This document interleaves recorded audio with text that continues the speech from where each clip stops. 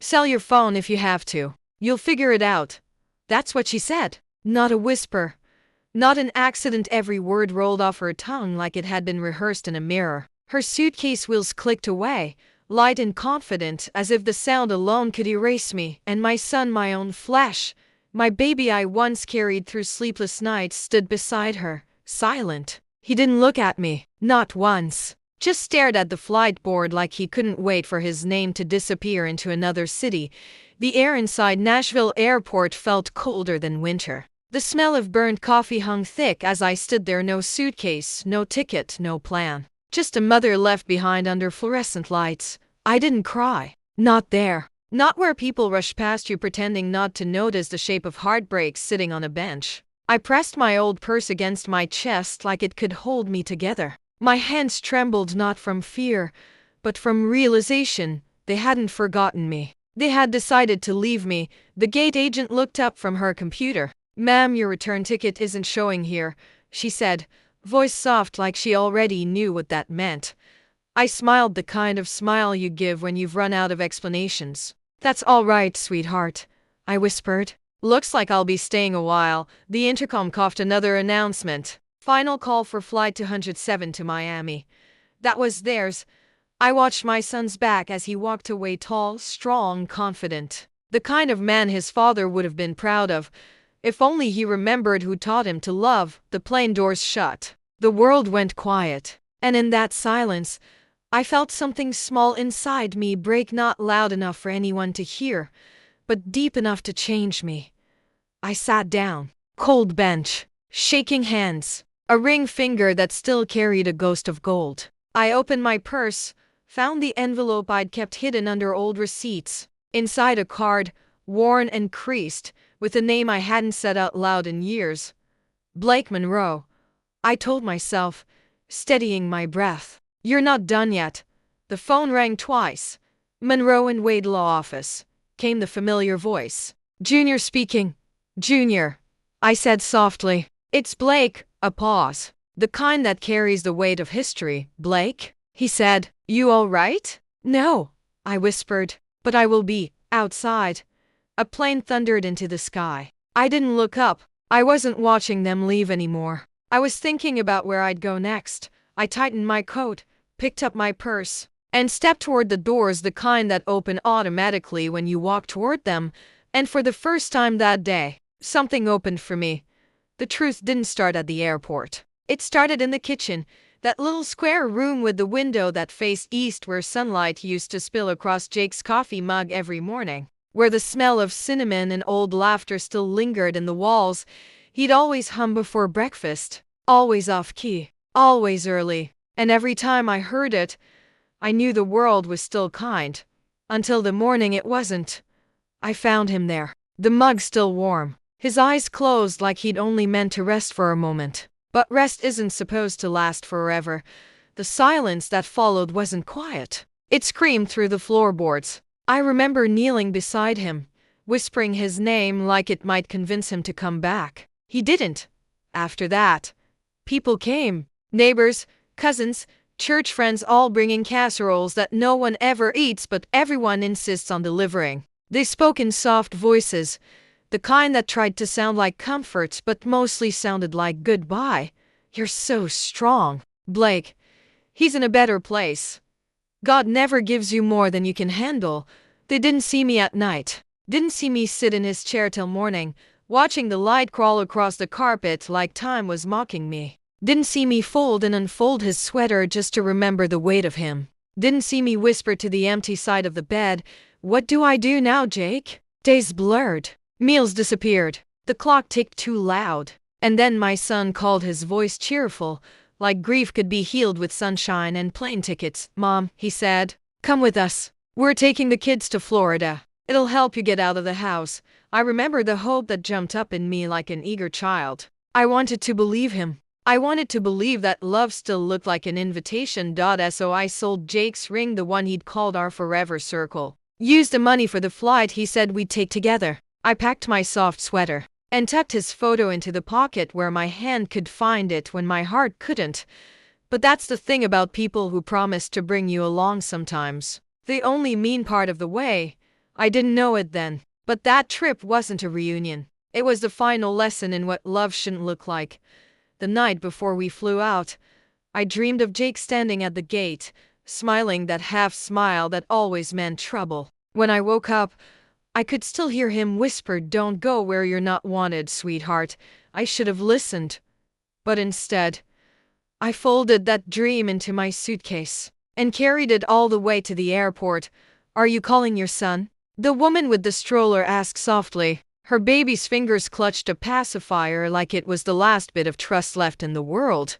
I smiled. "No, ma'am," I said. "I'm calling my future." She looked at me the way people do when they're not sure whether to help or to admire, then she nodded, a quiet kind of respect, and walked away. The airport doors hissed open behind me, letting in the sound of rolling suitcases, distant laughter, and the occasional boarding call like reminders from a life that didn't belong to me anymore. I took a deep breath, the kind that stings a little going in but comes out steady. My fingers found the card again, the one I hadn't touched since the funeral. It was creased at the edges, the ink slightly faded, but the name was still clear. Monroe and Wade Law Office. Back then, Jake and I had gone there to sign our will. I remember his words that day, quiet but sure. "Blake, if anything ever happens, don't wait for permission. Move fast, trust your gut, and don't let anyone take your peace for convenience." At the time, I'd laughed. Who would ever try to take my peace? Now, standing outside an airport with no return ticket, I finally knew the answer. The phone rang twice. "Monroe and Wade, Jr. speaking." I closed my eyes. "Junior, it's Blake Monroe." A pause, a long one. Then his voice, older now but still gentle. "Well, I'll be. Blake, I'm sorry to hear about Jake. Tell me what's going on." I stared at the curb where a line of taxis waited, engines humming like restless hearts. "I need to make some changes," I said. "To my will, to everything."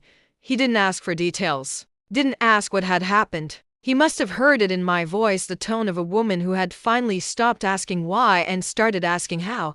"Come by," he said. "We'll take care of it." "I don't have a car." There was a rustle of paper. "Then I'll send one." I hung up, slipped the phone back into my purse, and for the first time that morning, maybe the first time in years, I felt steady. The cab that arrived wasn't fancy. The seats smelled of pine-scented air freshener and old stories. The driver looked at me through the mirror and asked, "Long day?" I smiled, small but certain. "A long life," I said. As we drove through the streets, I watched the city blur past billboards, diners, the same gas station where Jake used to hum to the radio while pumping gas. Everything familiar, yet strangely distant. I didn't cry. Not anymore. I just watched. Because sometimes, when your world burns quietly, the best thing you can do is watch what survives the smoke. When the cab stopped in front of the old brick office, I hesitated just for a second. Then I stepped out, adjusted my sweater, and squared my shoulders. Inside, the receptionist still had that same picture of her dog on the desk. She looked up and smiled. "Mrs. Monroe, it's been years. Too many," I said softly. And as I waited to see Junior, the man who once helped us build a future, I realized I was about to rewrite it, not because I wanted revenge, but because I'd finally remembered what Jake told me the night before his heart gave out. "Promise me, Blake, don't you ever let love make you small." And standing there, with the smell of old paper and new beginnings around me, I made good on that promise. The office smelled like lemon polish and memory. The kind of place where secrets and signatures live side by side. Junior looked different, older, softer, like time had brushed him gently instead of hard. But his voice still carried that calm steadiness, the kind that makes you believe everything broken can be fixed, at least on paper. He motioned for me to sit. "You don't have to explain," he said. "Just tell me what needs to change." For a moment, I couldn't speak. The words trembled in my throat like birds unsure if the sky was safe. Then I said it steady, certain. "I want to change everything." He nodded. "Everything?" "Everything." I reached into my purse and laid the folded documents on the table. My will, my estate, my future, all the pieces of a life built on trust and betrayal and second chances.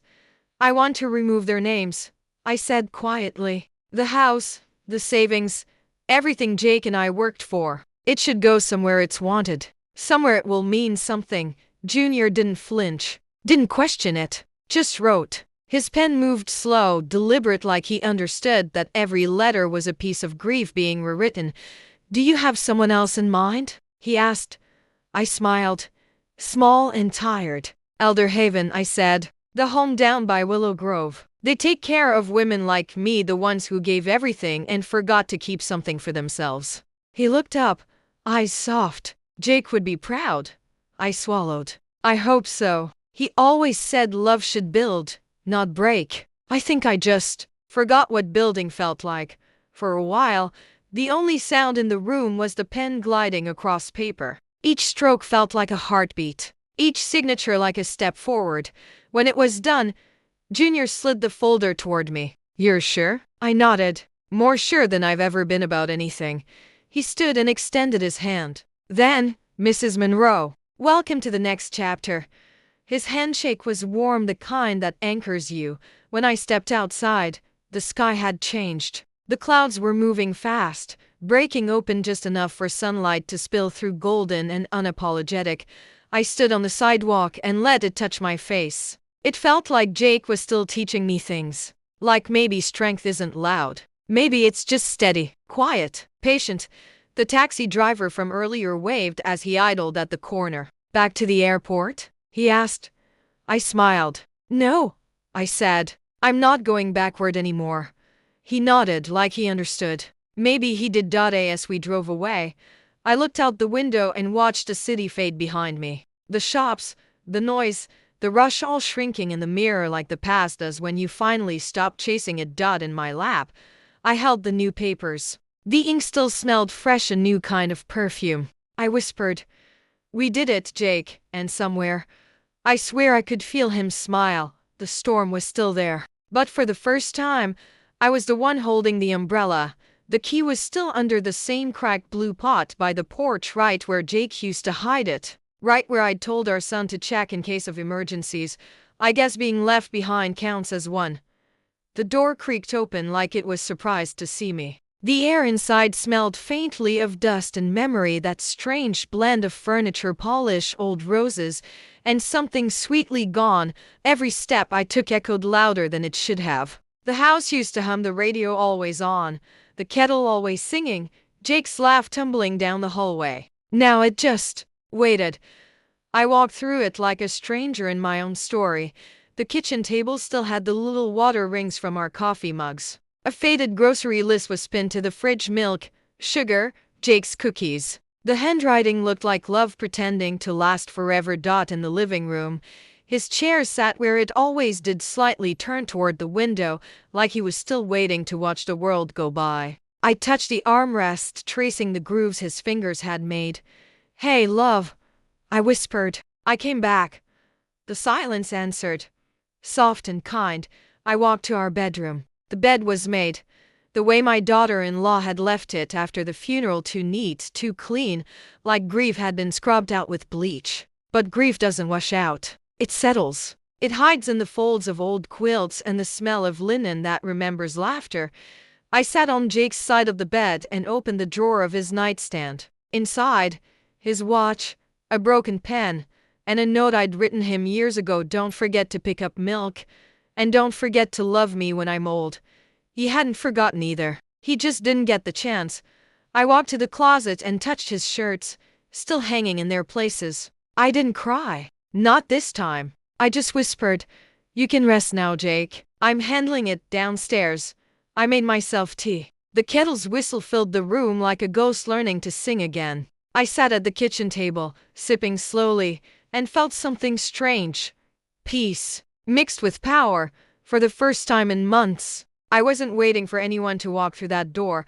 I took out a small notepad from my purse and wrote, "To the next owner of this house, please take care of the garden. There's love buried in that soil. Tomatoes grow best where laughter used to live." I tore the note out and left it on the counter beside the spare keys. Then I looked around, really looked. Every picture, every curtain, every scratch on the floor told a story. but none of them belonged to me anymore. I took what mattered: Jake's chair, my mother's quilt, the photo where we're laughing like fools under the rain, everything else I let stay. As I locked the door for the last time, I whispered, "You were a beautiful chapter, but the story isn't over." The key turned with a soft click, the sound of a goodbye that didn't hurt this time. I walked to the car with the sun on my shoulders, and for the first time, I didn't feel small. I felt new. The sign outside said Willow Grove Community Living. Small, hand-painted letters. Not perfect but honest. Inside, the air smelled like lemon pie and floor wax. The kind of smell that tells you someone still cares how things feel, not just how they look. "Mrs. Monroe?" the woman at the front desk asked, her smile reaching her eyes. "Welcome home." Home. That word had been gathering dust in my chest for a long time. She handed me a little welcome basket: crackers, strawberry jam, and a handwritten card that said, "We're glad you're here." I stared at it longer than I should have. You forget sometimes what it feels like to be wanted. My room was small, but sunlight danced on the floorboards like it had been waiting for me. I set Jake's chair by the window, folded my mother's quilt across it, and placed his photo on the nightstand. It didn't look like much, but it felt like peace in disguise. A T4 o'clock. A soft knock came at the door. "Dinner's ready," a voice said, gentle, kind. When I stepped into the dining room, the smell of roast chicken and baked rolls wrapped around me like a hug. A woman waved me over. "You must be the new lady." "I'm Helen," she said. Her laugh filled the room like music that forgot to end. She leaned closer and whispered, "I'm in charge of gossip and book club. You look like you read people better than novels." I smiled, a real one. The kind that starts deep. Maybe I did. That night, we sat in the common room, sipping cocoa and swapping stories. One man told a joke that made everyone groan. Another hummed an old tune from the 50s. No one looked at the clock. No one rushed me to move on. Later, in watercolor class, I tried painting a bird but ended up with something between a cloud and a prayer. The teacher smiled. "That's all right," she said. "Sometimes our hands know what our hearts mean before we do." That night, I lit a small candle by Jake's picture. "I made it. Love," I whispered. "I'm okay." And maybe it was my imagination, or maybe it wasn't, but I swear the flame flickered twice, like it understood. I didn't fall asleep missing anyone. I fell asleep belonging somewhere. Willow Grove didn't fix my heart, it just gave it room to breathe again. The next morning, Helen knocked on my door holding 2 cups of coffee. "One for courage," she said. "One for company." I took the first sip and smiled, for the first time in a long time. Both tasted the same. I'd almost forgotten what waiting felt like. Mornings at Willow Grove had a rhythm: coffee with Helen on the porch, watercolor class on Wednesdays, and letters written on cream paper that smelled faintly of lavender. Life wasn't exciting, but it was steady. And after years of walking on eggshells, steady felt like luxury. Then one morning, the email came. Subject: delivery confirmation. From Monroe and Wade Law Offices. Message: all documents filed successfully. 3 short lines. That's all it took to close one door and open another. I made coffee stronger than usual and sat by Jake's chair. The light poured through the window, warm and soft on my hands. I whispered, "It's done, love." At 9:05, my phone rang. My son's name flashed across the screen. For a moment, my heart still did that foolish sleep it used to do, that reflex of hope we never quite unlearn. I stared at the name, wondering which version of him would be on the other end. The boy who once brought me dandelions, or the man who walked away without looking back. I let it ring once, twice, 3 times. Then I answered, "Mom." He started too fast, too defensive. "I just got off the phone with the lawyer." "What? What did you do?" "I made some changes," I said calmly. "Changes? You gave everything away? To strangers?" His voice cracked, not from sorrow, from shock. "To people who actually care," I said softly. There was silence on the line. The kind that weighs more than shouting. "Mom, that house was supposed to stay in the family," he said finally. "It's tradition." I smiled faintly. "Then maybe it's time to start a new one." He scoffed, that same sound his father used to make when pride won the argument. "You're being dramatic, no?" I said. "I'm being clear." He exhaled sharply. "You'll regret this." I looked out the window, where Helen was helping Ruth hang wind chimes that caught the sunlight like small miracles. "No," I whispered. "I already did. I'm done now." Before he could reply, I ended the call. The phone buzzed again, and again. I let it. Across the room, the candle by Jake's picture flickered once, steady and strong. I smiled at it. "That one was for you," I said. Later that evening, I sat with Helen under the old willow tree. The air smelled like earth and possibility. She handed me a cookie and said, "You've got that look." "What look?" "The one people wear when they finally stop asking for permission to be at peace." We laughed quietly, that deep, knowing kind of laugh that only women who've survived the same heartbreak can share. I leaned back and watched the sunset spill across the sky. The wind carried the sound of laughter, far and soft, and for the first time in my life, I didn't wonder who wasn't calling. I was too busy listening to everything that finally was. They called it the therapy garden. A small square of earth behind the community center, nothing grand. Just raised beds, cracked stepping stones, and the stubborn smell of soil that refused to forget what living felt like. When Helen asked if I wanted to help plant the spring herbs, I almost said no. My knees ached that morning. My back was arguing with my age. But something inside me, something I hadn't felt in years, whispered, "Go anyway." So I did.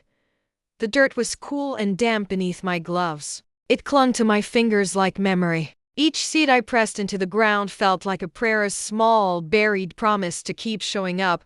We planted rosemary, mint, and lavender. Helen joked, "We'll have a garden that smells better than our husbands ever did." The group laughed. I did too, but quietly.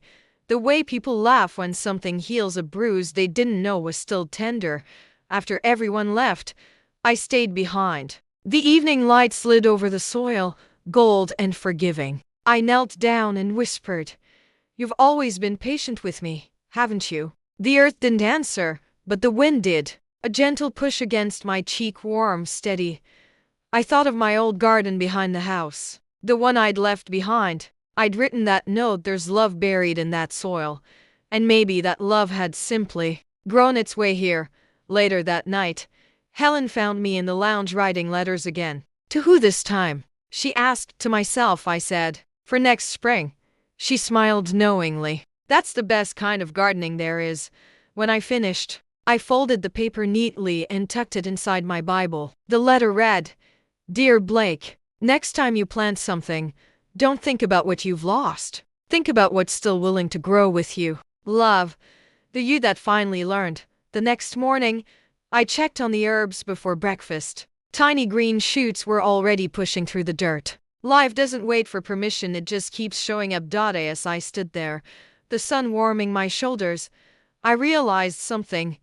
Healing doesn't always come as an apology. Sometimes it just comes as growth, quiet, certain, unstoppable. When I turned to go back inside, Helen called from across the courtyard, waving a watering can. "You missed a spot, Blake." I laughed, really laughed, the kind that feels like spring air in your lungs. And for a brief, beautiful second, I wasn't the woman left at the gate anymore. I was the woman who stayed and learned how to bloom. It was a Thursday. The kind of day that doesn't announce itself. Warm breeze, slow clouds, the smell of rosemary from the new garden.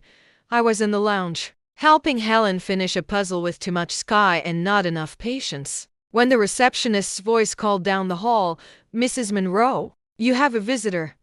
My heart didn't jump. Not this time. It just settled, like it already knew. When I turned the corner, he was standing there, my son, older than I remembered, though I suppose I was too. He held his hat in both hands like it might shield him from something heavier than weather. "Mom," he said softly. That one word carried 1,000 others he didn't know how to say. I nodded, quiet. "Mark." He looked around like he needed something to focus on besides me. "You look good." "I am," I said, for the first time in a while. He swallowed hard. "I didn't know where you went after the trip." "That was the point," I said gently. He winced. I could tell he'd practiced this visit, probably rehearsed a dozen speeches in the car. But none of them fit now. Mom, I didn't mean for things to go that way, he said. It got complicated. We thought you needed space. Space? I smiled faintly. Son, there's space and then there's abandonment. He looked down. His fingers twisted his hat brim over and over. She said it would be easier. He stopped himself. If we didn't make things harder. The echo of her voice still lived in his choices. I took a slow breath. I'm not angry with you, Mark. He looked up surprised. You're not? No, I said. Anger's heavy. I had to put it down so I could carry peace instead. He nodded, but his eyes glistened. I'm sorry, Mom. I know, I whispered. But sorry isn't the same as change. For a moment, neither of us spoke. The hallway clock ticked, soft and stubborn. Outside, the wind chimes from the garden played something that almost sounded like forgiveness. Finally, he said, the lawyer told me about the will. I figured he would.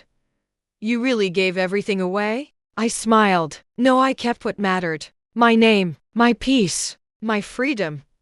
He blinked back tears. I never thought you'd actually do it. That's what happens when you underestimate quiet women, I said, and we both laughed softly, brokenly, but together. He took a step forward. Can I visit again? I hesitated, not out of anger, but honesty. I think, maybe one day, but not yet. Healing needs room. He nodded slowly. I understand. He started to walk away, then turned back. You really are happy here, aren't you? I looked out the window where the garden swayed under the afternoon sun. Yes, I said, happier than I ever was, waiting for someone to come back. He smiled, then small, sad, but real. You sound like Dad. Good, I said. Then maybe I'm doing something right. When he left, I didn't cry. I walked straight to the garden, knelt beside the rosemary bed, and pressed my hand to the soil. The earth was warm, the sky forgiving, and for the first time, I realized forgiveness isn't something you give to make peace with them. It's something you give to make peace with yourself. I used to replay that morning at the airport in my mind like a cruel little film, the boarding calls, the echo of their footsteps, the way my son couldn't meet my eyes. But lately, when it comes back, it feels quieter, like a story that's finally told the truth. Because what I never said, what no one knew, is that I'd already planned to leave. Not the way they thought. Not abandoned. Not stranded. Chosen. The envelope I carried wasn't desperation. It was preparation. Jake and I had made it together years ago after his first scare, when the doctor said maybe and monitor and hope. Inside were copies of our will, the lawyer's number, and a letter he'd written me. Just in case, he'd said, if the world ever forgets how to treat you right, don't stay and remind it. Walk away. And that morning at the gate, when I realized they'd left me, I didn't panic. I reached into my purse, felt that envelope, and heard his voice like a prayer wrapped in courage. Go, Blake, it said. Go. So I did. It's strange how life sometimes gives you permission in the form of heartbreak. The door that closed at gate 12 wasn't punishment. It was a push.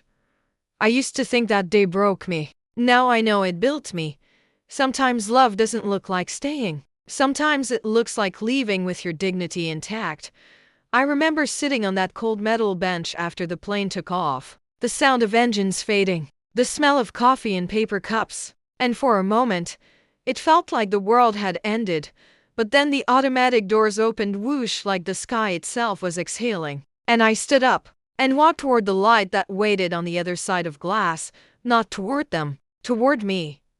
That's the part no one saw, the part no one clapped for, the part that changed everything. Now, when I sit by my window at Willow Grove and watch the sun come up, I think about that gate, the one they left me at, and the one I walked through, same place, different meaning. One was an ending, the other was a beginning, wearing the same shoes. Some nights, the air still hums like that airport, the faint buzz of machines, the echo of footsteps, and that cold hum that sounds like goodbyes. But here, it doesn't hurt anymore. Here, it feels like background music, the kind that plays when a story finally makes sense. I sat by my window tonight, the candle flickering beside Jake's photo, and started writing a letter I'll never mail. Dear Mark, you were my first miracle, the one who made me brave before I knew what bravery was. You grew up believing love would always wait for you. I did that. I taught you that. But maybe I waited too long to show you something else, that love also leaves when it's no longer safe. The day you walked away, I didn't lose a son. I found a woman I'd forgotten. Her name was mine. I paused. The pen trembled, not from sadness, but from truth. I hope one day you'll understand that forgiveness isn't a gift for the person who hurt you. It's a key, and the door it unlocks has your name on it. I folded the letter and slid it into the top drawer beside the candle. Some words are meant to be written, not read. The clock ticked softly in the background, not a countdown. Just a heartbeat reminding me I'm still here, outside. The courtyard shimmered under the soft spill of moonlight. The wind brushed through the chimes, singing its old metallic lullaby. Helen waved from her window across the way, holding up her latest watercolor, a messy, beautiful sunrise. I laughed and raised my cup of tea in salute. Maybe that's what healing looks like, waving at someone else's light and realizing it doesn't dim your own. I thought of Jake again, of how he used to hum when he worked in the garden, off-key but sure. He once told me, when something's broken, it doesn't always need fixing. Sometimes it just needs repurposing. I smiled. That's what I was now, repurposed. Not the woman who got left behind. The woman who chose where she'd stand when the leaving was done. Tomorrow, I'll go to the therapy garden and plant a new row, not for grief this time, but for grace. Maybe rosemary again. Or maybe something that surprises me. As I blew out the candle, I whispered into the dark, "Thank you for leaving me there, Mark. You taught me how to walk home." And as the smoke curled into the air, soft, silver, and free, I finally understood what Jake meant when he said, "Forgiveness isn't forgetting. It's remembering without pain." The rosemary was taller now, the mint wild, and the lavender lured. The lavender had taken over the corner like joy that refused to stay quiet. I stood by the fence, the morning sun brushing against my shoulders, and watched the younger residents plant new shoots. Their laughter floated up like wind chimes in summer air. It was the same soil where I'd pressed my first prayer months ago, back when I wasn't sure I'd ever grow again. Now the garden was alive. And so was I. Helen joined me, her wide-brimmed hat crooked, her hands smelling faintly of basil. "You did this, you know," she said. I shook my head. "No, life did. I just stopped fighting it." A little girl from the daycare next door ran up with a jar of water. "For the flowers," she said shyly. I smiled. "Thank you, sweetheart. They'll drink it like sunshine." Her tiny hands were dirty, her grin wide, and I thought maybe the point was never to stay unbroken. Maybe it was to let the cracks fill with light. Later, during book club, Helen read a line out loud. "Sometimes, losing someone teaches you how to love again." We all went quiet. The kind of silence that doesn't feel empty, just full. After dinner, I walked back to the garden one more time. The air smelled like mint and memory. I knelt down beside the lavender and whispered, "Jake, can you see it? We made it, love." The wind brushed through the leaves, soft, approving dot in the distance. I could hear a plane passing overhead. The same sound that once broke me now sounded peaceful, like a hymn fading into the clouds. I closed my eyes. For a second, I was back at that airport, the cold bench, the heavy silence, the moment before I stood up. But now I saw it differently. That wasn't the day I was abandoned. It was the day I was reborn. I smiled at the memory, then whispered the words I'd been saving for the right moment, the real ending to my story. "No one can leave you at the gate if you already know where you're going." The wind picked up, carrying lavender petals into the air, purple and soft and free, and I stood there, under the open sky, not waiting for anyone to return, because I had finally come home.